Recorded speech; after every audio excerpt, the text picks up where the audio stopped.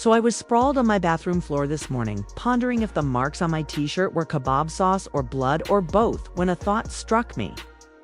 If there's food left in a house that's burning down, there's likely a moment where it's perfectly cooked. It's about time I launched a new series on this channel, but what to discuss? What facet of the film industry could I explore this time? Then it hit Mead's Hollywood baby. Oh, that is brilliant. Tales of celebrities who have torpedoed their own careers and crashed out of Hollywood in spectacular fashion go back almost as far as movies themselves. But, man, I don't think it's ever been as rampant as it is right now. All right. So why not dive a bit deeper into their life stories, have a few chuckles along the way, and maybe learn a thing or two about how not to thrive in the movie business? So, without further ado, I present to you Crash and Burn, a story of celebrity failure. And truly, we're kicking off strong with this one. Celebrity meltdowns don't get much more dramatic and spectacular than Rachel Zegler, a girl who single-handedly transformed herself from an up-and-coming It's Hollywood, baby. Oh, that is brilliant, sir. darling of Hollywood to one of the most radioactive, toxic celebrities in the entire movie industry. And how did she manage it? Well, pull up a chair and let me tell you a tale.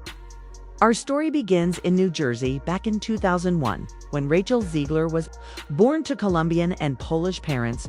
Damn, man, that's a hell of a mix. Anyway, she took the typical theater kid path and starred in a bunch of stage shows where she swiftly discovered a talent for acting and singing. She even started a YouTube channel where she would cover popular movie songs, pretty standard stuff. What made you want to step into this world of DC heroes? I needed a job. I'm being so serious. So far, and that might have been as far as it went, were it not for Steven Spielberg, who in 2018 was seeking to cast Latino actors for his upcoming remake of West Side Story. Young Richa saw her opportunity and soon shot to the top of the list for the part of Maria, beating out literally tens of thousands of other hopefuls in the process. Well done, Rachel. The film would ultimately flop at the box office, but Rachel didn't care. It had put her on the map.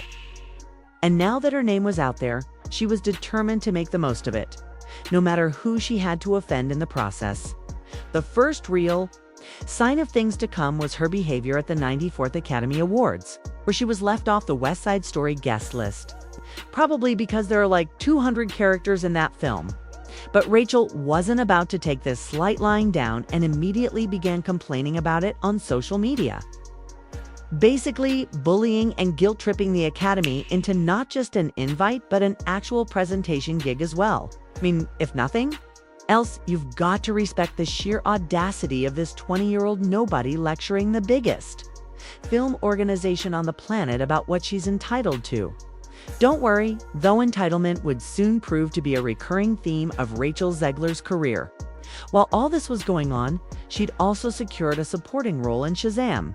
Fury of the Gods, which wasn't exactly career-defining stuff, but rather the kind of easy, undemanding job that actors take for a quick paycheck. The thing is, though, you're not supposed to say that part out loud. But that's exactly what she did during the film's press tour. What made you want to step into this world of DC heroes? I needed a job. I'm being so serious. It was like she had no filter, no sense of what's appropriate to say, no understanding that she was basically trashing the film before it was even released up. Film that was literally the second role of her entire career. By that point, you're not quite so big that you can look down on movies like Shazam! Fury of the Gods. Rachel, anyway. The film would go on to bomb at the box office, making 2 flops in a row for Rachel. Oh, but that's okay though, because she had her sights on an even bigger prize by this point. In 2021, Zegler truly hit the big time when she was cast as the lead in Disney's Snow White. The powers that be in Hollywood were clearly working to position her as the next big thing. Young, talented, diverse, and confident, a mini girl boss in the making, if you will, was going to be the new Jennifer Lawrence, the face of the next generation of Hollywood starlets that would lead the industry for decades. Unfortunately, with all that fame and success came increased scrutiny. People were actually listening to what she had to say now, and holy cow, did Zegler have a lot to say? Now, you've all seen her infamous red carpet interviews, so I'm not going to subject you to another tedious montage of it. But the point here is that her comments didn't land quite the way she'd hoped. For most people, this was their first real introduction to Rachel Zegler, and it wasn't a good one. She came across as arrogant, entitled, and self-absorbed casually, insulting and dismissing the original Snow White, and going on and on about the new film being made for modern. It's a bold strategy, Cotton. Let's see if it pays off for him. Audience is exactly what nobody wanted to see. Now, in her defense, I still believe she was delivering talking points given to her by the studio. But there is a way to get those points across without sounding like an obnoxious jerk, and she didn't do it. This stuff all came at the worst possible time in Hollywood history. 2, when the whole remade for modern audiences bubble was about to burst. The result? Social media firestorm, the likes of which has never been seen before or probably since. Even Brie Larson, in her Captain Marvel heyday, never came close to the level of backlash directed at Snow Whiten. More specifically, at Rachel Zegler. For a lot of people, she basically became the embodiment of everything they disliked about modern Hollywood. A spoiled, entitled, and not particularly talented manufactured celebrity, elevated to a position she didn't deserve, and without the humility or self-awareness to even be grateful for it. Disney was forced to go into full-blown panic mode, delaying the movie by more than a year while they waited for the backlash to die down, and even putting Zegler on a humiliating, carefully stage-managed apology tour in the hopes of softening her public image. And to some extent, it did kind of work.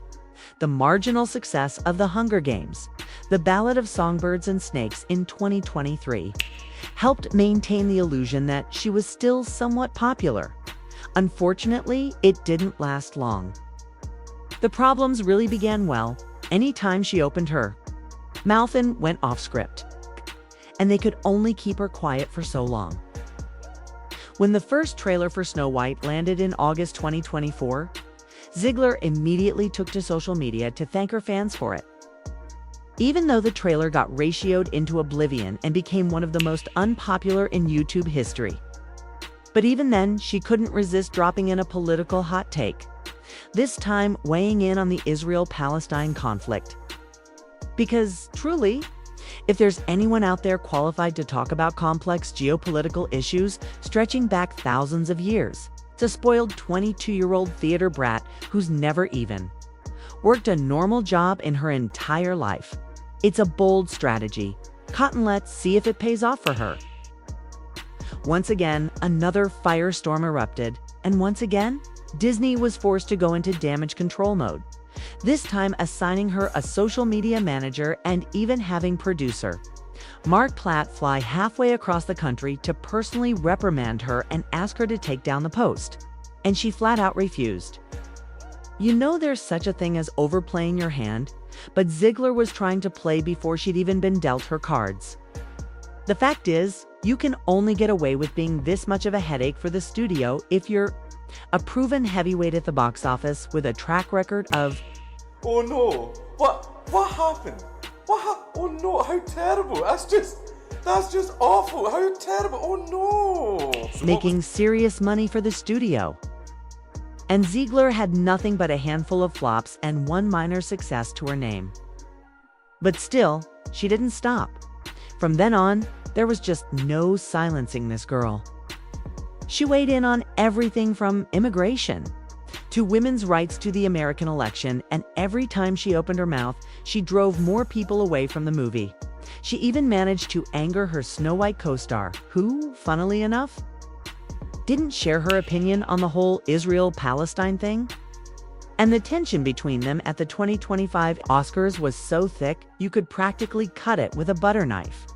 March of 2025 would prove to be Judgment Day for Snow White and Zegler in particular. And, well, you don't need me to tell you how that one went down. In fact, it became one of the biggest bombs in Disney history, getting absolutely brutal reviews and losing the studio hundreds of millions of dollars. Now there was just no hiding it anymore. Zegler had basically gambled her entire career on the success of this film, and she lost big time. Oh no, what? What happened? Oh no, how terrible. That's just ... That's just awful. How terrible. Oh no. So, what was the fallout of all of this? Well, it seems like Zegler's career might be over before it even began, with an absolutely toxic public image, a reputation for causing problems behind the scenes, and no major successes to prop her up. She just doesn't have the political capital in Hollywood to absorb this kind of failure. No casting director in their right mind is going to put her in a high-profile movie at this point. She's got no major film or TV projects coming up and seems to have retreated back into theater roles with a West End production of Evita, which apparently isn't doing too well either. There just doesn't seem to be a way back for her, or if there is, it's going to be a very long and hard road. Rachel Zegler really was her own worst enemy in this case. She went from the darling of Hollywood on the verge of being the next big leading lady to an unemployable disaster and, ultimately, a sad footnote in movie history of flash in the pan who faded out as quickly as she began because she just couldn't learn to keep quiet. She really did crash and burn in the most spectacular manner. And in this case, she's got no one to blame but herself. Anyway, that's all I've got for today. Go away now.